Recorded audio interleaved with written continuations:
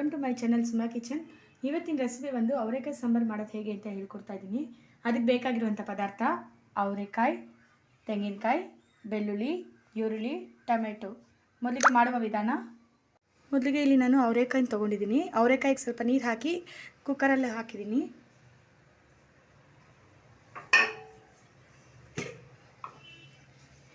ಈಗ ಇದಕ್ಕೆ ಸ್ವಲ್ಪ ಜೀರಿಗೆನ ಕೂಡ ಇದಕ್ಕೆ ಸೇರಿಸ್ತಾ ಇದ್ದೀನಿ.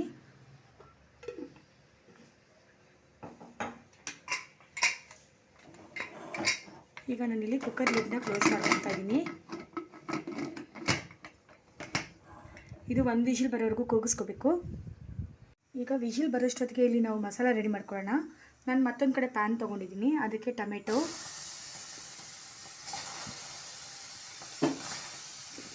ಈರುಳ್ಳಿ,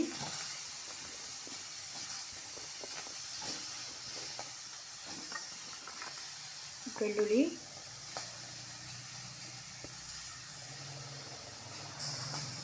ಈಗ ಇದಿಷ್ಟು ನೀಟಾಗಿ ಫ್ರೈ ಮಾಡ್ಕೋಬೇಕಾಗುತ್ತೆ.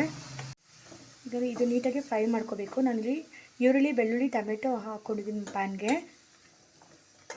ಇದು ನೀಟಾಗಿ ಫ್ರೈ ಆಗಲಿ. ಈಗ ಈರುಳ್ಳಿ ಟೊಮೆಟೊ ಕೂಡ ಫ್ರೈ ಆಗಿದೆ. ಈಗ ನಾನು ಸ್ಟವ್ನ ಆಫ್ ಮಾಡ್ಕೊಂಡಿದ್ದೀನಿ. ನಾನಿಲ್ಲಿ ಮಿಕ್ಸಿ ಜಾರ್ ತೊಗೊಂಡಿದ್ದೀನಿ. ಅದಕ್ಕೆ ತೆಂಗಿನಕಾಯಿ ತುರಿನ ಕೂಡ ಹಾಕ್ಕೊಳ್ತಾ ಇದ್ದೀನಿ. ಮಿಕ್ಸಿ ಜಾರ್ ತೆಂಗಿನಕಾಯಿ ತುರಿ ಮತ್ತು ಇಲ್ಲಿ ನಾವು ಫ್ರೈ ಮಾಡಿ ಇಟ್ಕೊಂಡಿರೋಂಥ ಈರುಳ್ಳಿ ಟೊಮೆಟೊ ಕೂಡ ಇದಕ್ಕೆ ಸೇರಿಸ್ತಾ ಇದ್ದೀನಿ. ನಾನು ಫ್ರೈ ಮಾಡಿ ಇಟ್ಕೊಂಡಿರೋಂಥ ಆನಿಯನ್ನು, ಟೊಮೆಟೊ, ಬೆಳ್ಳುಳ್ಳಿ ಕೂಡ ಇದಕ್ಕೆ ಸೇರಿಸಿದ್ದೀನಿ. ಈಗ ಇದಕ್ಕೆ 2 ಸ್ಪೂನ್ಸ್ ಅಷ್ಟು ಸಾಂಬಾರು ಪುಡಿ ಹಾಕ್ಕೊಳ್ತಾ ಇದ್ದೀನಿ.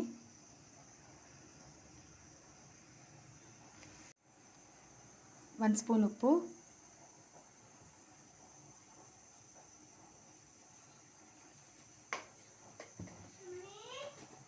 ಮತ್ತು ಇದಕ್ಕೆ ಸ್ವಲ್ಪ ಧನಿಯಾ ಪುಡಿ ಕೂಡ ತೊಗೊಳ್ತಾ ಇದ್ದೀನಿ.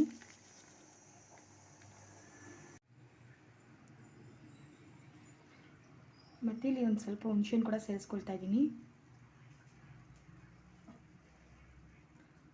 ಸ್ವಲ್ಪ ನೀರನ್ನು ತೊಗೊಳ್ತಾ ಇದ್ದೀನಿ ಇಲ್ಲಿ. ಈಗ ಇದಿಷ್ಟು ನೀಟಾಗಿ ಮಿಕ್ಸಿ ಮಾಡ್ಕೊಂಬರ್ಬೇಕಾಗತ್ತೆ. ಈಗ ನನ್ನ ಮಸಾಲೆ ಕೂಡ ಇದು ರುಬ್ಕೊಂಡಾಗಿದೆ. ಇದು ಕುಕ್ಕರ್ ಕೂಡ ಕಂಪ್ಲೀಟಾಗಿ ಕೂಲ್ ಆಗಿದೆ.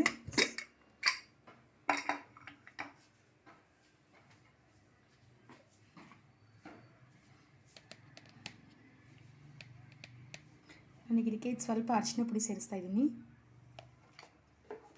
ಈಗ ನಾವು ರುಬ್ಬಿಟ್ಕೊಂಡಿರೋಂಥ ಮಸಾಲಾನ ಇದಕ್ಕೆ ಸೇರಿಸ್ತಾ ಇದ್ದೀನಿ.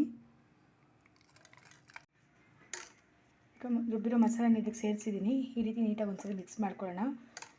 ಈಗ ಇದನ್ನು ನಾವು ಕುದಿಯೋಕೆ ಇಡಬೇಕಾಗುತ್ತೆ. ಈಗ ಇದನ್ನು ನಾನು ಸ್ಟವ್ ಮೇಲೆ ಇಟ್ಕೊಂಡಿದ್ದೀನಿ. ಸ್ಟವ್ ಅಂಟಿಸ್ಕೊಂಡಿದ್ದೀನಿ. ಇದು ಚೆನ್ನಾಗಿ ಕುದಿಬೇಕಾಗುತ್ತೆ.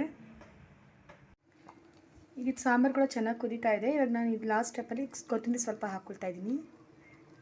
ಈ ರೀತಿ ಒಂದ್ಸರಿ ನೀಟಾಗಿ ಮಿಕ್ಸ್ ಮಾಡ್ಕೊಳ್ಳೋಣ. ಈಗ ಇದು ಸಾಂಬಾರು ಆಗಿದೆ. ಸ್ಟವ್ನ ಆಫ್ ಮಾಡ್ಕೊಳ್ತಾ ಇದ್ದೀನಿ. ಈಗ ನಾನು ಮತ್ತೊಂದು ಪ್ಯಾನಲ್ಲಿ 3 ಸ್ಪೂನ್ಸ್ ಅಷ್ಟು ಆಯಿಲ್ ತೊಗೊಂಡಿದ್ದೀನಿ. ಇದು ಸ್ವಲ್ಪ ಎಣ್ಣೆ ಬಿಸಿ ಆಗಬೇಕಾಗತ್ತೆ. ಈಗ ಆಯಿಲ್ ಬಿಸಿ ಆಗಿದೆ. ಇದಕ್ಕೆ ನಾನು ಸ್ವಲ್ಪ ಸಾಸಿವೆನ ಸೇರಿಸ್ಕೊಳ್ತಾ ಇದ್ದೀನಿ.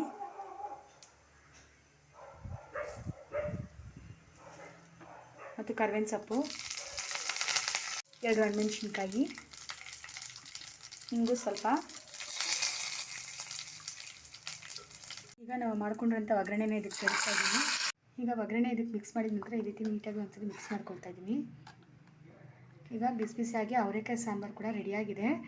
ನಿಮ್ಗೆ ಇವತ್ತಿನ ವಿಡಿಯೋ ಇಷ್ಟ ಆಗಿದ್ರೆ ದಯವಿಟ್ಟು ಲೈಕ್ ಮಾಡಿ, ಶೇರ್ ಮಾಡಿ, ಸಬ್ಸ್ಕ್ರೈಬ್ ಆಗೋದನ್ನ ಮಾತ್ರ ಮಾಡಿ. Thank you. Thanks for watching.